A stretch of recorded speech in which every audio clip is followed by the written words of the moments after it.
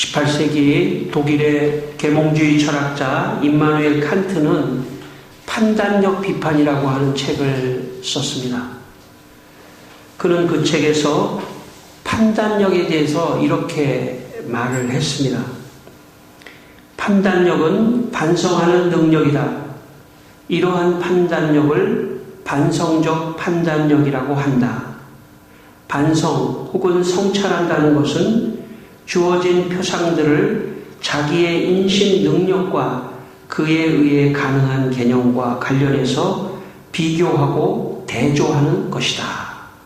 그렇게 말을 했습니다. 우리가 보통 일상을 살면서 어떤 결정의 문제를 판단할 때 그 판단을 잘 하기 위해서는 반성을 잘 해야 된다. 그런 이야기입니다. 칸트는 판단력을 반성하는 능력이라고 말했습니다. 반성은 어떤 거냐면 자신의 내면의 상태를 보거나 자기의 행동을 돌아보는 것을 반성이라고 합니다. 과거에 자기가 어떤 행동을 한 것을 잘 분석하고 생각하고 반성하는, 그래야 올바른 판단을 할 수 있다는 거예요. 반성은 내가 어떤 활동을 해야 하는지에 대한 판단에 영향을 준다. 이렇게 말했습니다. 자, 하나님은 인간을 생각하는 존재로 창조해 주셨습니다. 그래서 인간은 생각하면서 그리고 특별히 반성하면서 무엇인가를 판단하도록 그렇게 창조해 주셨습니다. 이 말은 인간은 반성을 통하여 올바른 판단을 하고 살아가도록 창조해 주셨다는 그런 뜻입니다. 여러분, 인간이 동물과 다른 것은 생각할 줄 아는 것이고, 생각한다고 하는 것은 반성한다는 그런 뜻입니다. 또 생각한다는 것은 성찰해 본다. 내가 과거의 어떤 행동을 다시 한번 반성해 본다는 그런 뜻이라고 말할 수 있습니다. 반성을 잘하는 사람은 올바른 판단을 할 수 있는 가능성이 높습니다. 사실 이 반성의 궁극적인 목표는 뭐냐면 하나님께서 생각하게 하고 성찰하게 하고 반성하게 하는 궁극적 목표는 반성을 계속하면, 자신에 대해서 반성을 계속하면 결국은 하나님을 선택하는 판단까지 가기 때문에, 그래서 하나님께서 인간에게 반성하는 능력을 주셨던 것입니다. 욥기 42장 5절과 6절에 욥이 이렇게 말을 했습니다. 내가 주께 대하여 귀로 듣기만 하였사오나 이제는 눈으로 주를 배웠나이다. 그러므로 내가 스스로 거두어드리고 티끌과 제 가운데서 회개하나이다.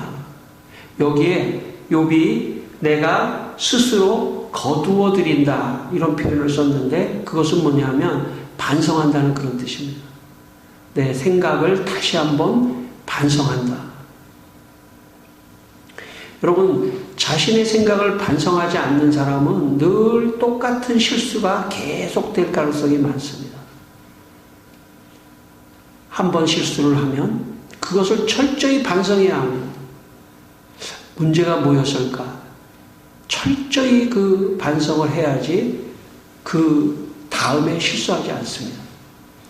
어려서 초등학교 때부터 공부를 할 때 자기가 문제가 틀린 문제를 그냥 쓱 지나가면 그 다음에 반드시 그 문제가 또 틀리게 돼 있어요. 그러니까 틀린 문제를 잘, 이게 왜 틀렸지를 잘 체크를 하면 그 다음에 그 문제는 안 틀릴 수가 있습니다. 인생도 마찬가지입니다. 인생도 내가 과거에 어떤 잘못을 하거나 실수한 것을 그냥 잊어버리고 싶어서 넘기면 안 됩니다.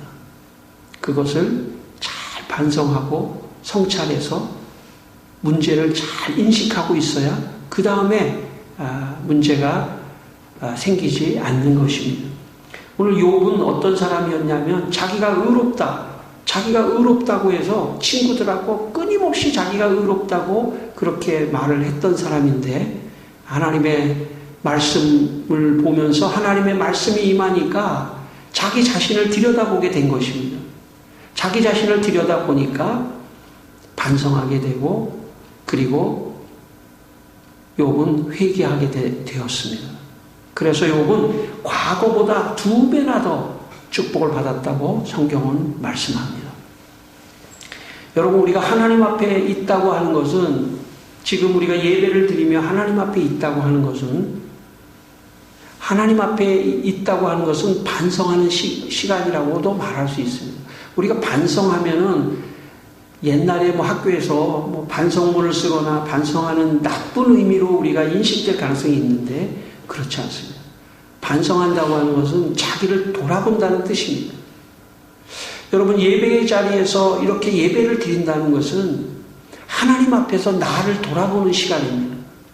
아주 짧은 시간이지만 예배 시간에 여러 가지 생각이 여러분의 마음을 스치고 지나갑니다. 우리의 생각들을 스치고 지나간다는 거죠. 정말 아주 짧은 시간 동안이지만 하나님 앞에서 서 있기 때문에 나를 정확하게 볼 수 있는 성찰의 시간, 반성의 시간입니다. 그래서 인간은 예배를 드려야 돼요. 예배를 드리지 않으면 자기 반성의 시간이 없습니다. 예배를 드릴 때 나를 돌아보고 나를 반성하게 되고 그러면 올바른 삶을 살 수 있는 판단을 하게 되는 것입니다. 인생을 실패하는 사람을 보면 사실 판단을 잘 못하는 사람이에요. 인생을 실패하는 사람의 특징은 판단을 잘 못하는 사람이에요. 그 판단을 왜 못하냐면 반성이 부족하기 때문입니다. 반성을 철저하게 거친 사람은 판단을 신중하게 하고 성공할 수 있는 가능성이 있습니다. 지혜로운 사람은 반성하는 사람입니다. 그 반성을 통해 올바른 판단을 하기 때문에 성공을 하는 것입니다. 여러분도, 여러분의 인생도 반성을 통해 올바른 판단을 해서 모두 성공하는 분들이 되시기를 주의 이름으로 축원합니다. 오늘 본문 12절과 14절 말씀을 우리 같이 한번 읽겠습니다. 12절과 14절 말씀을 다시 한번 읽겠습니다. 한 마을에 들어가시니 나병 환자 10명이 예수를 만나 멀리 서서 소리를 높여 이르되 예수 선생님이여 우리를 불쌍히 여기소서 하거늘 보시고 이르시되 가서 제사장들에게 너희 몸을 보이라 하셨더니 그들이 가다가 깨끗함을 받은지라. 아멘. 오늘 본문의 말씀은 예수님께서 갈릴리와 그리고 사마리아 지역을 통과하고 계셨습니다. 그때 나병 환자, 지금 옛날에는 이게 문둥병이라고 말했고 지금은 또 한센병이라고 말하는 이 나병 환자 10명이 예수님 앞에 와서 자신들의 나병을 고쳐달라고 하는 그런 장면입니다. 그때 예수님께서 그 10명에게 이렇게 말씀하셨습니다. 가라, 제사장에게 가서 내 몸을 보이라. 원래 그 당시에 제사장은 의사의 역할을 했기 때문에 그 나병이 낫는지 안 낫는지를 판정하는 그런 역할을 했습니다. 그런데 이상하게도 예수님께서 그 자리에서 병을 낫게 하시고 확인하게 하시고 그리고 제사장에게 가서 보이라 이렇게 말씀하지 않고 제사장에게 가서 아직 낫지 않았습니다. 제사장에게 가서 내 몸을 보이라고 말씀하셨습니다. 이때 10명의 사람들이 예수님을 신뢰하고 예수님의 말을 믿고 말씀을 믿고 제사장에게로 가다가 오늘 14절에 보면 가다가 고치 깨끗함을 받았다 이렇게 기록되어 있습니다. 가다가 그러니까 얼만큼 갔는지 모르겠지만 제사장에게 한참 가다가 몸을 보니까 아 이게 문둥병이 낫구나 나병이 낫구나 이렇게 깨달은 것입니다. 한 2달 전에 한 1월 달에 제가 옛날에 교육 전도사를 할 때 제가 가르쳤던 그 대학부에서 가르쳤던 남학생이 지금은 아주 성년이 됐죠. 그 학생이 미국에서 직장 생활을 하다가 휴가를 얻어서 오랜만에 한국에 나오게 되어서 저를 찾아왔습니다. 대학부 시절 유난히 저를 잘 따르고 또 저희 집에까지 찾아와서 성경 공부를 따로 할 정도로 열심히 있던 그런 학생이었습니다. 이번에 와서도 하는 말이 그 옛날 대학부 시절에 누가복음과 사도행전을 공부했던 것이 지금도 기억에 남는다고 하면서 자기가 지금 신앙적으로 살아가는 것은 그때 참 배웠던 그 힘으로 살아간다고 감사하다고 그렇게 이야기를 했습니다. 그는 한국에서 제일 좋은 S대 전자공학과를 나오고 미국 최고의 M공대 박사가 되고 변호사까지 되었습니다. 그리고 현재는 미국의 G사에서 일하는 그런 사람입니다. 세상적으로 보면 성공한 사람이죠. 그런데 제가 볼 때 더 훌륭하고 성공한 모습을 제가 봤습니다. 그것은 감사하는 사람입니다. 감사하는. 사실 저한테만 영향을 받아서 그렇게 좋은 신앙을 자기가 가졌다 이런 말을 하려고 하는 것은 아닙니다. 많은 사람에게 영향을 받았겠죠. 그러나 참 저와 같이 부족한 사람을 찾아와서 감사하다고 하는 그런 말을 한 것만으로도 그는 인격적으로 훌륭한 그런 사람처럼 보였습니다. 여러분, 자기를 반성하는 사람은 그 사람에게 나타나는 특징이 있다면 감사하는 사람입니다. 자기를 돌아보지 않는 사람은 교만한 사람이 돼요. 자기를 돌아보지 않는 사람은 자꾸 원망하는 사람이 됩니다. 그러나 자기를 돌아보고 성찰하고 반성하는 사람의 특징은 감사가 나오는 그런 사람입니다. 여러분, 일상을 살면서 원망을 더 많이 하십니까? 감사를 더 많이 하십니까? 만약 원망을 더 많이 한다면 자기의 삶을 돌아보지 않는 사람이에요. 자기를 돌아보는 사람, 반성하는 사람은 감사하다. 지금이 감사하다. 감사가 자꾸 나오게 되어 있습니다. 오늘 본문 15절, 16절을 읽겠습니다. 15절, 16절을 읽겠습니다. 같이 읽겠습니다. 그 중에 한 사람이 자기가 낳은 것을 보고 큰 소리로 하나님께 영광을 돌리며 돌아와 예수의 발 아래 엎드려 감사하니 그는 사마리아 사람이라. 오늘 나병 환자 10명이 가다가 치료를 받았지 않습니까? 근데 그 중에 9명은 그대로 제사장에게 가고 그 중에 1명 사마리아 사람, 그 중에 1명 사마리아 사람은 유대인이 아니라는 뜻은 그 당시에 하찮은 그런 종족이라는 그런 뜻입니다. 그 사마리아 사람 한 사람이 가던 길을 멈추고 하나님께 영광을 돌리며 예수님께 돌아가서 감사했다는 그런 말입니다. 이 한 사람, 사마리아 사람 한 사람은 가다가 생각을 한 것입니다. 먼저 어디로 가야 할 것인가? 제사장에게로 가야 될 것인가? 아니면 예수님께로 가야 될 것인가? 생각을 했다는 거예요. 이 생각 자체가 반성입니다.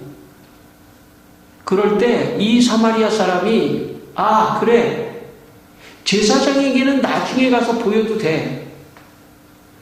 내가 먼저 가야 될 사람은 예수님이야. 하나님께 영광을 돌리고 예수님께 가서 감사를 해야 돼. 이것이 먼저야. 우선순위의 선택을 먼저 할 수 있는 그 지혜로움, 이것은 생각을 했기 때문입니다. 인생은 생각하지 않으면 그냥 막 살게 돼 있어요. 우선순위, 무엇을 먼저 해야 되는지 도리도 모릅니다. 인간의 도리도 잘 모르고 막 살아버려요. 그러나 생각하는 사람은 그래, 지금 내가 제사장에게 먼저 갈 일이 아니고 예수님에게 가서 감사해야 될 일이야 하고 돌이켰다는 것입니다. 성도 여러분, 자기 반성을 하는 사람, 자기 성찰을 하는 사람, 이 사마리아 사람과 같은 사람은 바로 우선순위의 판단을 잘 했던 사람입니다. 이제 결과적으로 얘기하면 이 우선순위의 판단을 잘한 이 사마리아 사람이 조금 있다가 더 큰 축복을 받는 역사가 일어납니다. 고대 라틴 교부 아우구스티누스라고 하는 사람이 쓴 신국론이라고 하는 책이 있습니다. 근데 그 신국론에서 아우구스티누스는 두 가지 중요한 용어를 사용합니다. 그 용어는 사용과 향유라고 하는 단어를 사용합니다. 사용이라고 하는 건 뭐냐면 내가 이 연필 가지고 뭘 쓴다, 사용한다. 이 물컵을 내가 물컵에서 물을 먹는다. 이 물컵은 사용하는 용도죠. 사용. 향이라고 하는 것은 뭐냐면 무엇인가 만끽한다 이런 뜻입니다.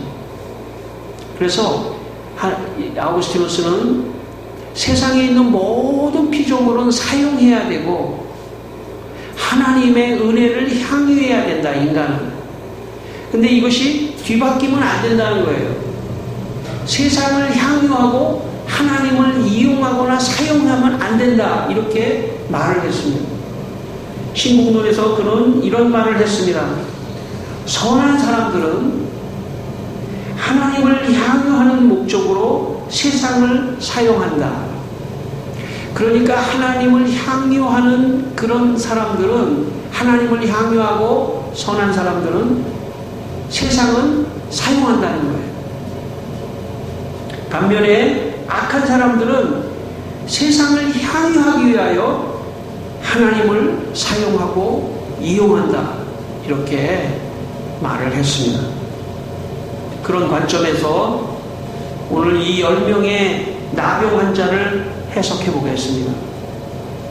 9명은 제사장에게 가다가 몸이 깨끗한 것을 깨닫게 되었습니다. 그들은 제사장에게 가서 치료된 몸을 보이기만 하면 자유의 몸이 되는 것입니다. 그들은 몸이 깨끗함을 받았는데도 하나님께 영광을 돌리지 않고 예수님께 감사하지도 않았습니다. 이것을 보면 이들의 최초의 목적은 예수님을 사용하여 자기들의 병을 낫는 향유를 누리려고 하는 그런 태도의 사람이라고 말할 수 있습니다. 처음 하나님을 믿고 예수님을 믿으려고 하는 사람들의 마음에는 내가 하나님 좀 잘 믿어서, 이건 사용입니다. 내 일상의 삶에 좀 축복을 받는 향유를 누릴까? 이것이 처음 교회에 나온 사람들의 모습입니다. 신앙인이 된다는 것은 이 사용과 향유가 바뀌는 역사가 있을 때 진짜 신앙인이 되는 것입니다. 내가 하나님을 향유하고 하는 것이 가장 먼저고, 향유하기 때문에 내 일상에서 모든 것을 누리면서 살아간다. 그러니까 이 세상에 집착되어 있지 않는 것입니다. 오늘 9명의 나병 환자는 어떤 의미에서 예수님을 사용해서, 이용해서 자기들의 몸이 낫는 것이 최종 목표였던 거죠. 그러니까 그들은 걸음을 멈출 수가 없었던 것입니다. 그리고 제사장에게로 달려가서 자기 몸을 보이고 인정을 받고 자기들은 거기에서 완전히 몸의 치료를 받는 그런 거에만 그들의 목적이 있었던 것입니다.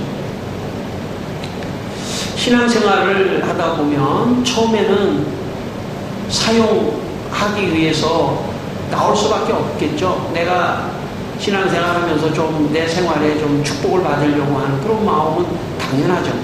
그런데 그 마음이 바뀌지 않고 계속 가면 결국은 그 사람은 교회를 떠나게 돼 있습니다. 신앙을 떠나게 돼 있습니다.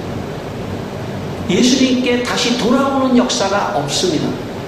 왜냐하면 그 사람은 예수 믿고 예수를 사용하여 자기 인생의 목적을 이루려고 하는, 향유하려고 하는 것에만 관심이 있기 때문에 그 사람은 결국은 어느 순간에 가서는 점점 예수님에게 멀어지는 그런 인생을 살 수도 있습니다. 성도 여러분, 여기 앉아 계신 성도 여러분, 여러분의 인생에 사용과 향유가 바뀌는 그런 여러분이 되시기를 바랍니다. 여러분의 인생에 우선순위가 바뀌는 여러분이 되시기를 바랍니다. 여러분의 인생을 가다가 생각하게 되기를 바랍니다. 아, 예수님에게 가서 먼저 감사를 해야 돼. 그리고 그 다음에 나의 축복을 누려도 돼. 하는 그 우선순위를 여러분 잘 간직하게 되기를 바랍니다. 9명의 사람에게 대해서 반면에 이 사마리아 사람은 가다가 반성하고 성찰하고 생각하고, 그래, 내가 예수님께 가서 먼저 감사하는 것이 도리야 하며 발걸음을 돌렸다는 것입니다. 성도 여러분의 인생이 예수님께 감사하는, 예수님을 향유하는 삶을 가장 우선시 두고 세상의 모든 것들은 그냥 사용하는 그런 사람들이 되시기를 바랍니다. 오늘 본문 17절입니다. 17절 말씀을 같이 읽겠습니다. 17절 말씀, 예수께서 대답하여 이르시되 10사람이 다 깨끗함을 받지 아니하였느냐? 그 9은 어디 있느냐? 이렇게 말씀하셨습니다. 예수님께서 그 사마리아 사람에게 분명히 가다가 10사람이 다 치료를 받았을 텐데 9명은 어디 갔느냐? 9명은 어디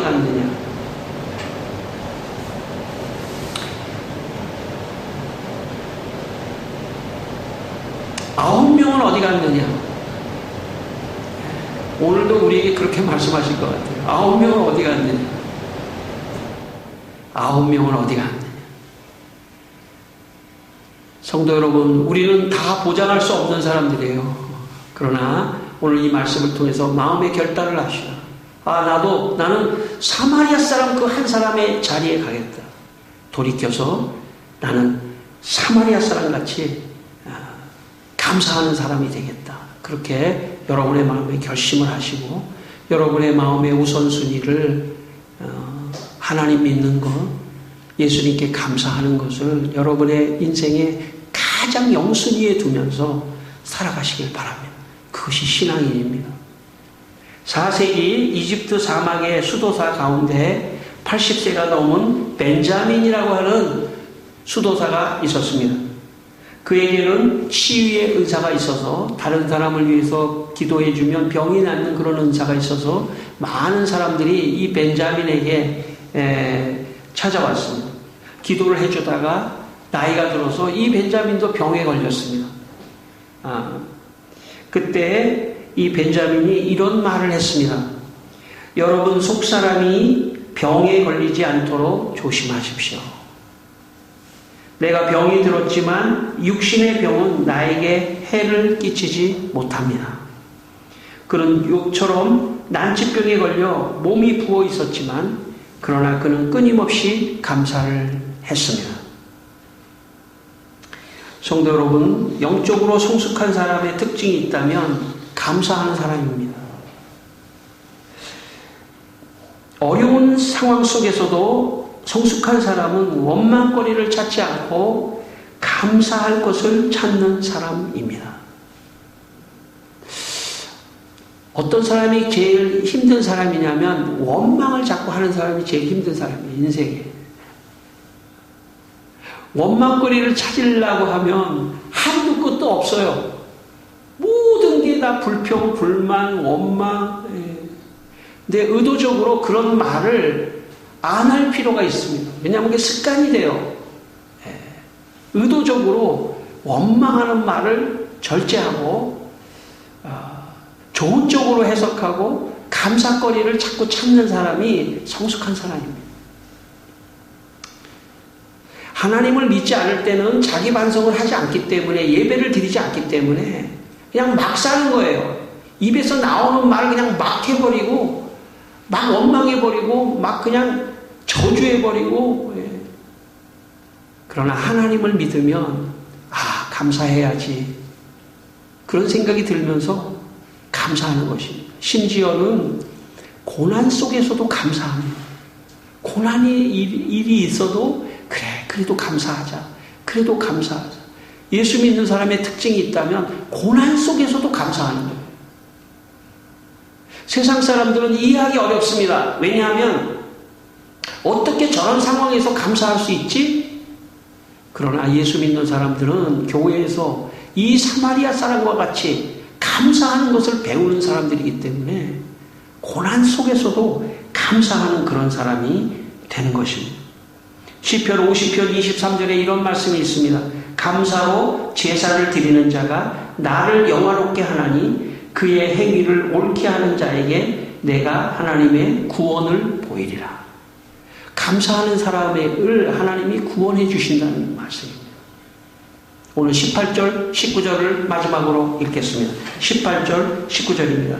이 이방인 외에는 하나님께 영광을 돌리러 돌아온 자가 없느냐 하시고 그에게 이르시되 일어나 가라 내 믿음이 너를 구원하였느니라 하시더라. 아멘.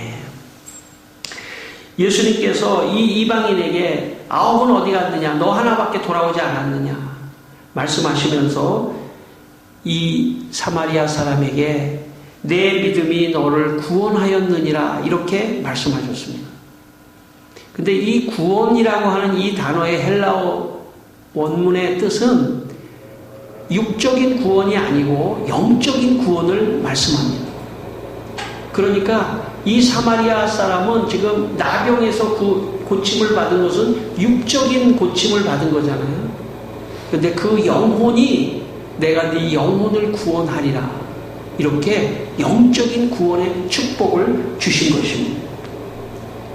나병 환자 9명은 제사장에게 보이고 육적인 구원은 육적인 어떤 치료는 받았을지 모르지만 그 9명의 사람은 영적인 구원의 축복을 받지 못했습니다.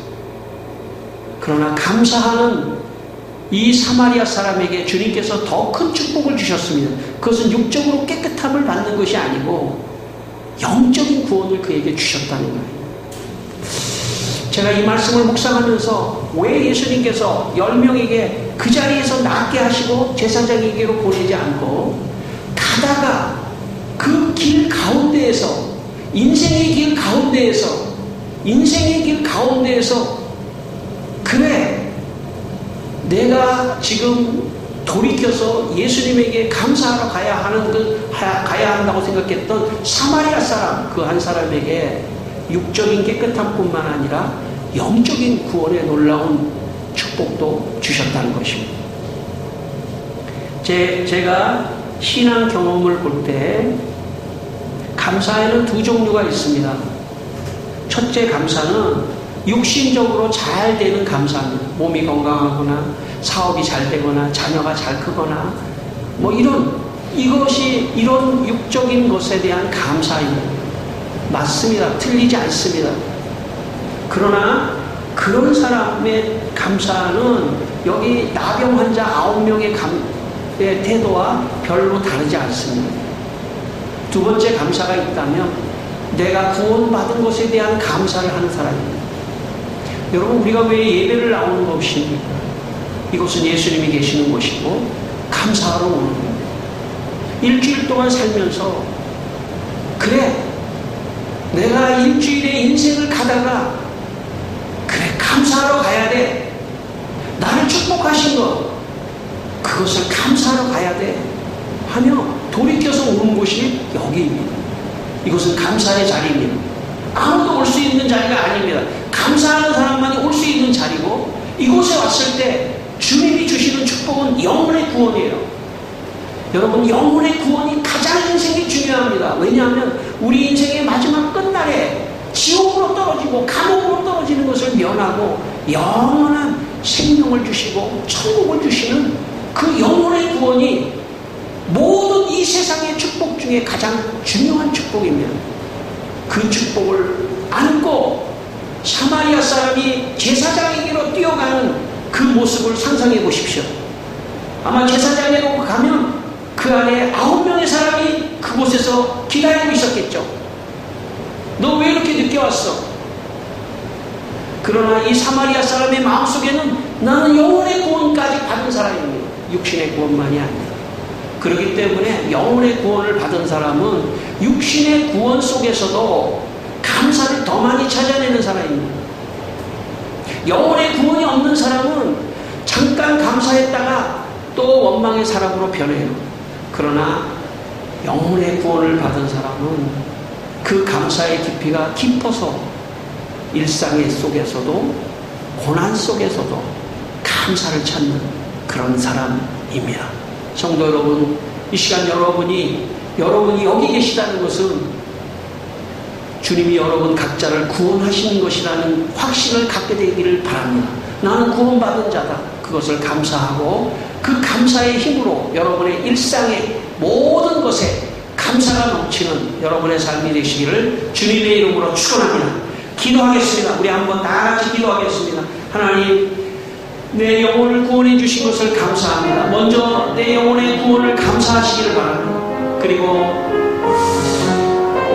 주님, 우리의 인생을 가는 동안에 세상으로만 계속하지 않게 해주십시오.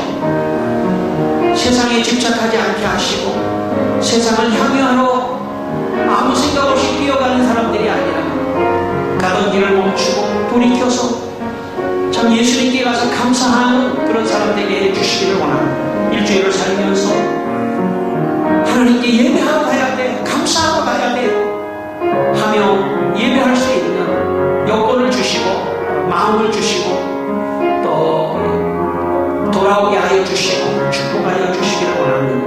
오늘도 우리 모두를 구원하신 하나님 감사합니다. 주님, 이 구원의 감사의 감격을 가지고 세상을 살아가며 감사하게 하여 주옵소서. 하나님 아버지, 우리 성도들에게 영혼의 구원의 선물을 주셔서 먼저 영적으로 감사하는 분들이 되게 하시고 그 감사의 힘으로 세상에서 일어나는 작은 일에도 감사하고 심지어 고난 속에서도 감사하는 분들이 되게 하여 주시옵소서. 예수님의 이름으로 감사하며 기도드리옵나이다. 아멘.